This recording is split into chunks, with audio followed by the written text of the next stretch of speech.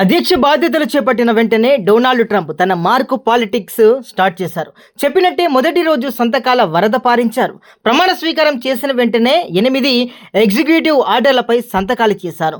అంతా చూస్తుండగానే సంతకాలు చేసిన పెన్నులు జనంలోకి విసిరేసి స్వేచ్ఛ వచ్చింది అమెరికన్లకు అనేలా చేశారు.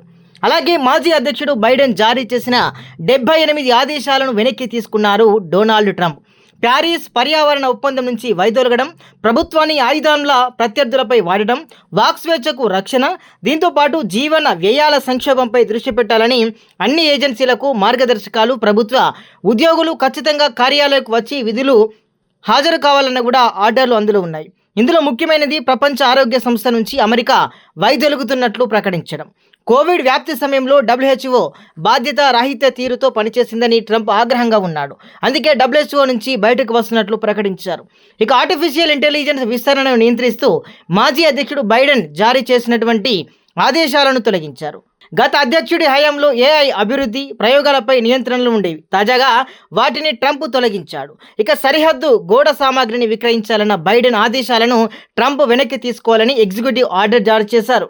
అమెరికాలోని కొన్ని రాష్ట్రాల్లో కొన్నాళ్లుగా ఈ గోడ సామాగ్రిని వేలంలో అమ్మేస్తూ ఉన్నారు. ఇక చైనా కంపెనీ అయిన టిక్టాక్ వింగ్ను విక్రయించేందుకు ట్రంప్ సర్కార్ 75 రోజుల సమయం ఇచ్చింది. యుఎస్కు ఆ యాప్లో 50% వాటా ఉండాలని ట్రంప్ తెలిపారు.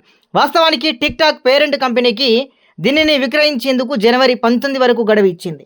ఇక బైడెన్ కార్యవర్గం వాక్ స్వేచ్ఛపై నియంత్రణ విధించడంపై కూడా ట్రంప్ కీలక నిర్ణయం తీసుకున్నారు. ఇకపై ప్రజలు ఆన్లైన్లో తమ అభిప్రాయాలను పంచుకోవచ్చని ప్రకటించారు. Department of justice, directorate of national intelligence విస్తృతంగా దర్యాప్తు చేయాలని ఆదేశించారు.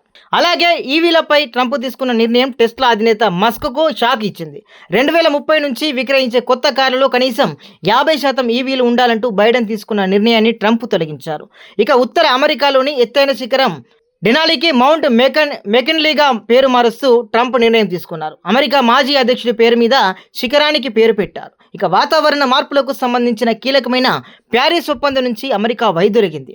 నూతన అధ్యక్షునిగా డొనాల్డ్ ట్రంప్ ప్రమాణ స్వీకారం చేసిన అనంతరం ఈ మేరకు ఎగ్జిక్యూటివ్ ఆర్డర్ జారీ చేశారు.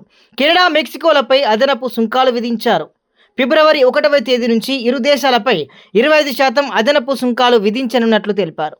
ఇక ప్రభుత్వ ఉద్యోగులు ఖచ్చితంగా కార్యాలయాలకు వచ్చి విధుల్లో హాజరు కావాలని ట్రంప్ ఆర్డర్ జారీ చేశారు. ఫెడరల్ ప్రభుత్వ ఉద్యోగుల నియామకాలను నిలిపివేస్తూ ట్రంప్ ఆర్డర్ జారీ చేశారు.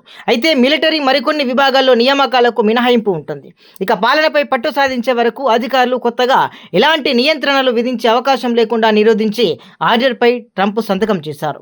ట్రంప్ సంతకాల కారణంగా పౌరసత్వం నుంచి మొదలు పెడితే వ్యాపార వాణిజ్యం వరకు ఇలా అన్నిటి మీద ప్రభావం ఉండే అవకాశం అయితే ఉంది. చూడాలి మరి ట్రంప్ ఎగ్జిక్యూటివ్ ఆర్డర్లు ఏ మేరకు అమెరికా పౌరులకు మేలు చేస్తుందో.